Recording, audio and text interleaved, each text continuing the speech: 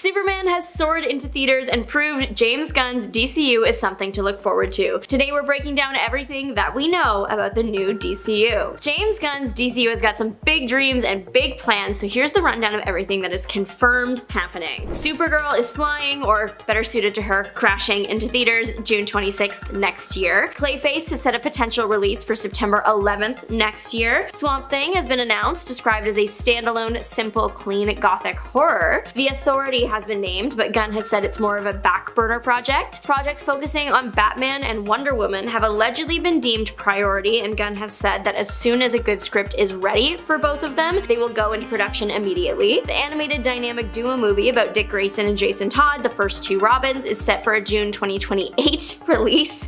For TV, Peacemaker Season 2, Lanterns featuring Jon Stewart and Hal Jordan, and Amanda Waller spinoff is happening, a Wonder Woman Themyscira prequel is being considered, and the one that I am particularly excited about, a Booster Gold focused series. We have to get that one moving while Glenn Powell is still in his prime, because that man was built for this role. James Gunn has said that he wants every project in the DCU to feel different. He acknowledges that the DC universe doesn't cater to one type of audience, so then why should the movies? He has also said that he wants to make the DCU feel like comics come to life, and you and I know that the pages are very, very different between characters, and even sometimes when it comes to the same character. One thing is sure though, that anything that Gunn touches is going to have a banger soundtrack. James Gunn is giving fans clues as to what each phase of the DCU is going to be about by naming them. We are starting with Chapter 1, Gods and Monsters, which is fitting with titles like Superman kicking us off, followed by Clayface, Green Lantern, Swamp Thing, Peacemaker. Gunn has also said that he is leaning into quality and not over quantity, but that doesn't mean that fans are going to be begging for content. The target is 2 live action and 1 animated film, and then 2 live action and 2 animated series per year. One animated movie that I'm particularly excited for is Batman Azteca. It's basically Batman, but what if he existed in the Aztec Empire? And I didn't know that Batman could get cooler. James Gunn's casting teams have been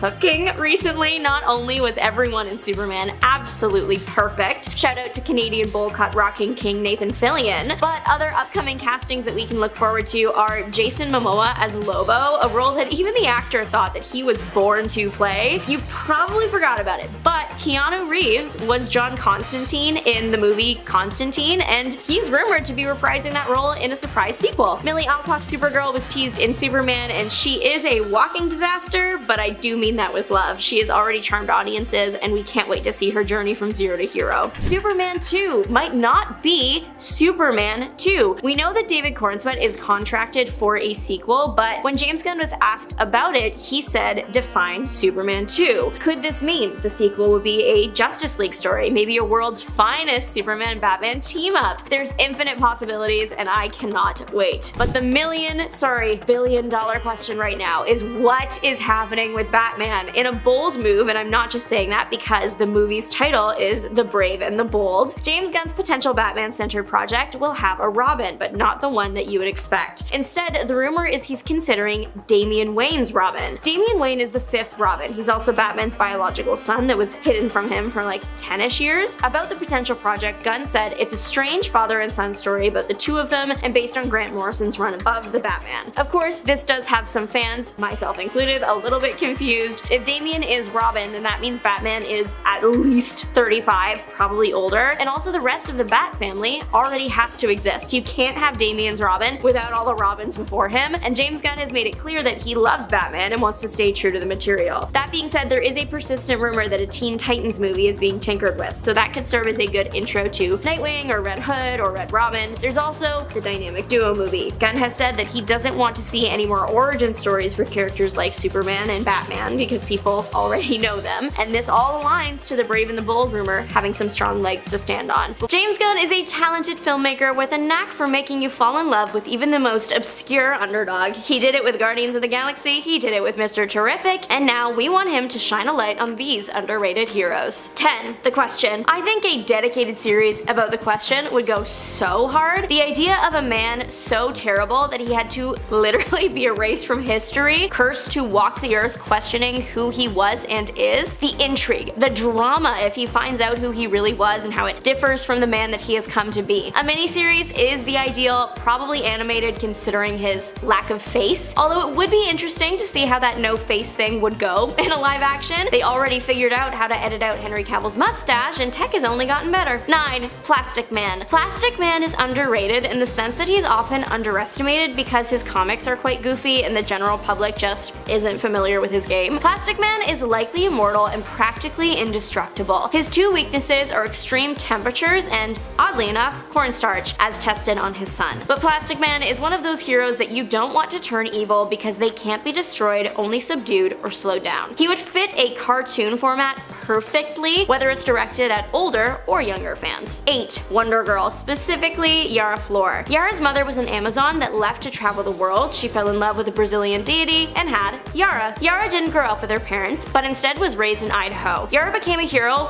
almost immediately upon returning to Brazil, but her journey to joining the Justice League and becoming Wonder Girl was turbulent to say the least. I think there is an opportunity here to create a compelling story about fighting for a place when you're caught between two worlds, mixed in with very interesting mythology from both Brazil and Themyscira. It's pretty hard to include Wonder Girl without a Wonder Woman, but that is not my issue to figure out, and the Wonder Woman movie is allegedly coming quick anyways. 7. The Human Target. Christopher Chance, the master of disguise that protects his clients by literally becoming them, carved out a unique niche in the security industry. He mastered disguise and impersonation so thoroughly that he could fool even the best trackers and mercs. I personally love a spy story. This is giving very much Mission Impossible. It could make a good standalone series or epic feature length that would honestly be pretty easy to make and happen since everyone is just a human in masks. 6. Black Lightning. After a successful TV show, it is clear that the people like Black Lightning and want more of him. Black Lightning made history in 1977 as DC's first black superhero to headline his own series. The character's electricity powers are cool enough on their own, but he was a superhero from the get-go. He worked hard to become an Olympian and protect his community from violence, proving that even after life's setbacks, anyone can make history. 5. Century Babies. I am quite fascinated by the idea of century babies. Someone born exactly at the stroke of midnight, ringing in the new century, is going to become a superhero essentially. The theory for these people are they act as an immune system or antibodies for the Earth, their existence protecting Earth from upcoming threats, and they could even represent an aspect of the century's culture into which they are born. This comes from the Wildstorm universe, the same universe The Authority comes from. The Authority movie was confirmed or is being developed, so there is a very real possibility of century babies hitting the big screen soon. 4. Marilyn Moon Knight. I am begging, pleading, and I will get on my knees if I have to. James Gunn, please figure out a way to bring Marilyn Moon Knight to life. Marilyn is a vigilante from the wild metropolis west, but nobody is serving the way that she does. The word diva was made for this superhero. Not only is her cowgirl outfit the thing of dreams, but she rides a glowing horse and can manipulate moonlight. She was active in the early days of Metropolis and resurrected in the modern day, so she is more ghost than alive. There's a lot to work with here. You can do a time travel epic, you could do an origin story western, or a modern day ghost action thriller. 3. The Heckler. James Gunn said that he wants to play with different genres and have every project feel different, so sir, I raise you the 90s underrated gem, the Heckler. Described as the Bugs Bunny of the DC universe, this hero has no superpowers, just the ability to annoy his villains into defeating themselves, which is a skill all on its own. The Heckler, being from the 90s, lives in a very stylized, funky world. His main adversary is Boss Glitter, a villain that dresses like Prince and hides his identity with old Mardi Gras masks. This would do well either as a mature adult animation, those are quite popular, or even as a live action event. I think that Tim Burton could be a great director for this world,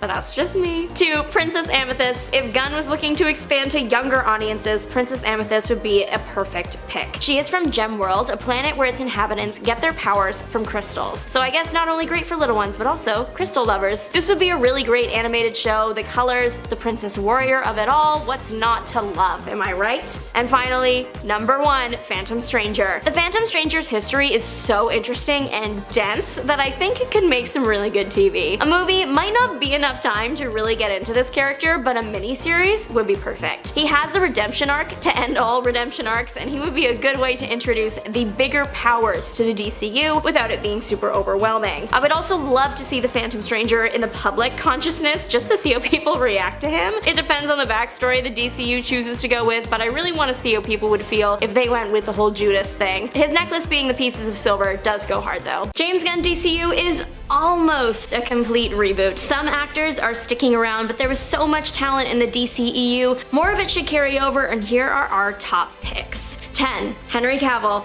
People are wanting Henry Cavill to return to the DCU as Batman. I will admit, I am intrigued by the idea. I haven't been fully convinced, but with James Gunn looking to work with a more established Batman and Cavill having such a commanding presence, I see the vision, just not clearly yet. 9. Grace Caroline Curry. Shazam 2 actress Grace Caroline Curry is being called upon by fans to return to the DCU, preferably in the same role because people felt like she did a really good job with it and didn't get nearly enough time to shine as the character. I believe that Grace has said that she would be down to return to the DC Universe, but the popular fan cast for her now is Wonder Woman. We know that Wonder Woman is a priority for the DCU right now, so maybe she will return sooner rather than later. 8. Chris Pine. I loved Chris Pine in Wonder Woman and I want him back. I don't know why I get Aquaman vibes from him considering like nobody else does. The most popular fan cast for Pine was Hal Jordan. Obviously that's taken, so hear me out on Aquaman. Or there's a rumor that the main Flash is going to actually be Wally West and Barry Allen is going to be a bit older. So Chris Pine, Barry Allen, when? 7. Margot Robbie. Would love it if Margot Robbie came back as literally anybody. Just take your pick, girl. You want to be Harley Quinn again? Would love to see it. Robbie hasn't been clear on whether she actually wants to return, but if she does, I think she could also be a great Killer Frost. 6. Pierce Brosnan. I would love it if Pierce Brosnan could rejoin the DCU and just do exactly the same thing. His Dr. Fate, and in particular the design of his Dr. Fate, was so good, and he was only in Black Adam. There are rumors that Brosnan has no interest in returning to a superhero role, but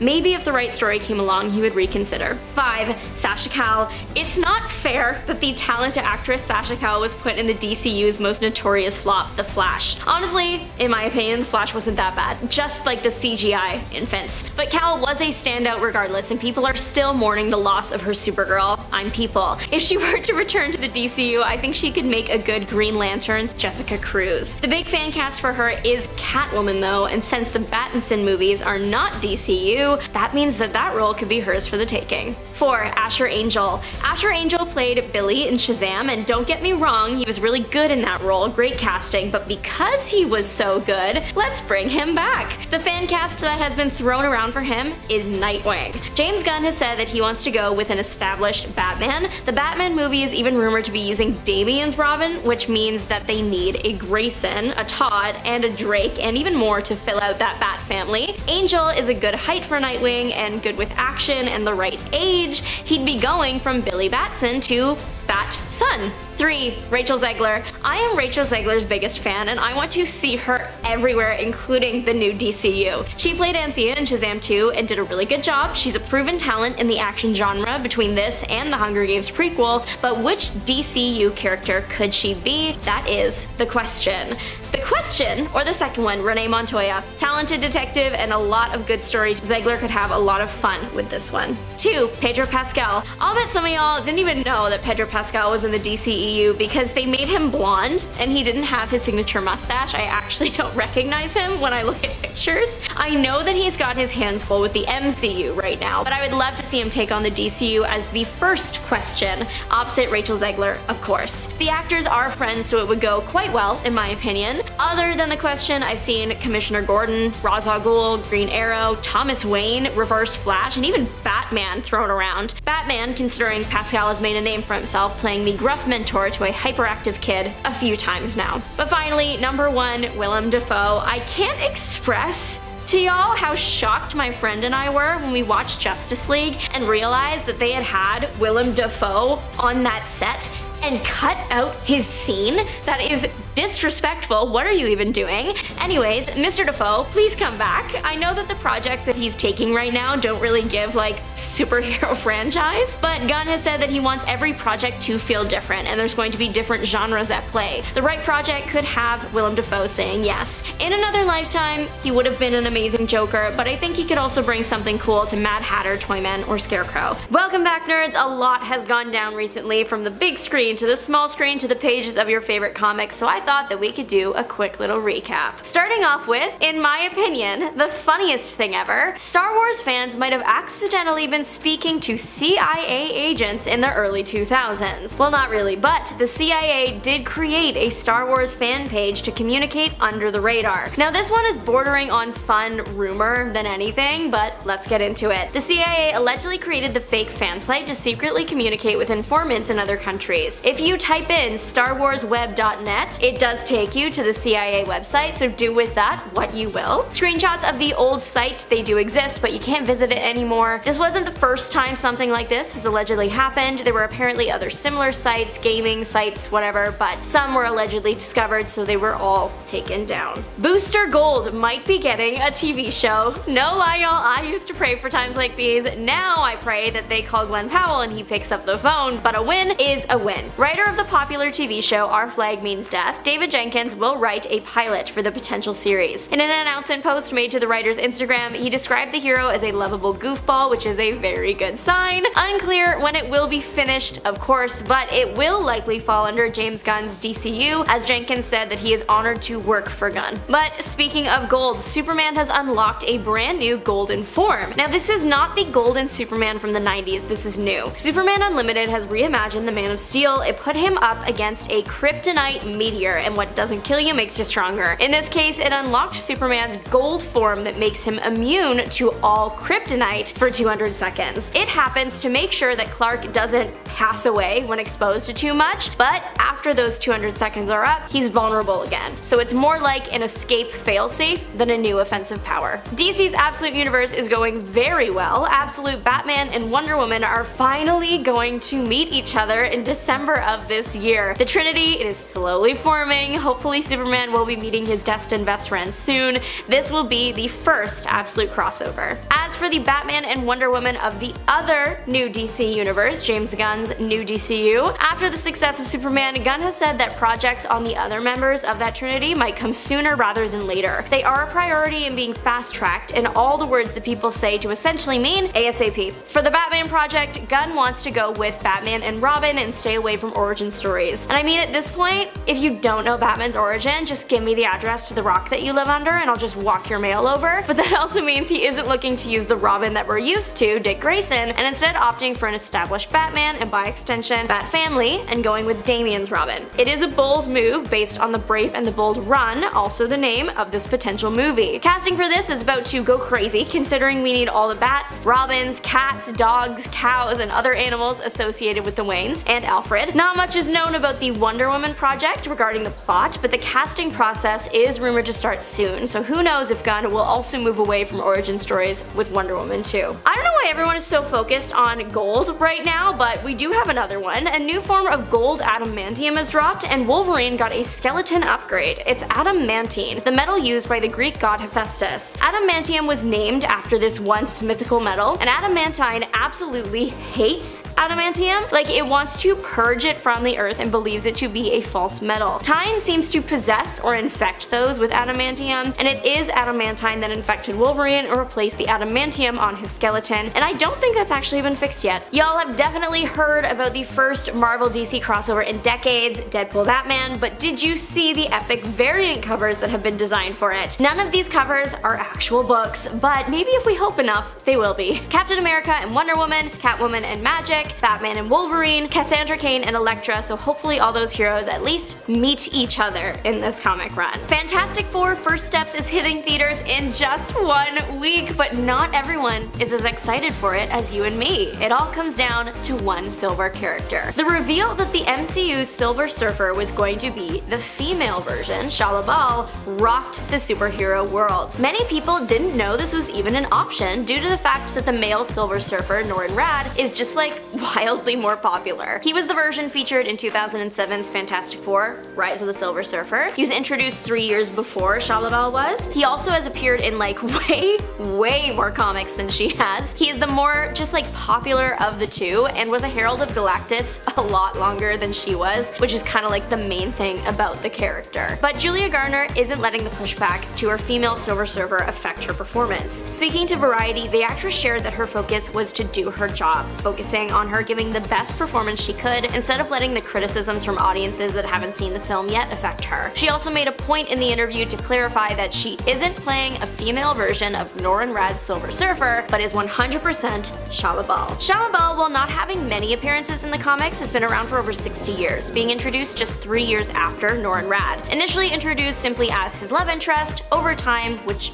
decades of time, she grew into her own character instead of just being a tragic love story, briefly becoming a herald of Galactus herself. That is not to say that her love with Norrin should be overlooked though. Their relationship informed a lot of his decisions and motivations over the years, but where his story was often explored, hers simply existed to support that. Lately in the comics though, she's taken on a very different role. Zenla's keeper of the Great Truth, and she's actually kind of evil. Zenla is the Silver Surfer's home planet, so she was basically its herald now, and her job was to spread the knowledge and ways of her people through the cosmos. It was kind of like what the Brits started doing in the late 16th century. Obviously, Earth didn't want to become Zenla the sequel, so Norrin fought for the planet and ended up destroying his former home, technically, and its history, leading to his people ultimately rejecting him. I imagine the route the MCU will take with Shalla-Bal is that of her era serving Galactus. I don't know, like her I herald Galactus. It just led me to that conclusion. This era was brief for her in the comics, which makes sense because the leading theory is that the Fantastic Four is going to lead into Secret Wars / Avengers Doomsday. There are 2 Secret Wars storylines in the comics. The original is like that big battle royale style one, but the 2015 version has a lot of MCU promise. Universes and worlds are colliding and only one can survive. Given that the MCU is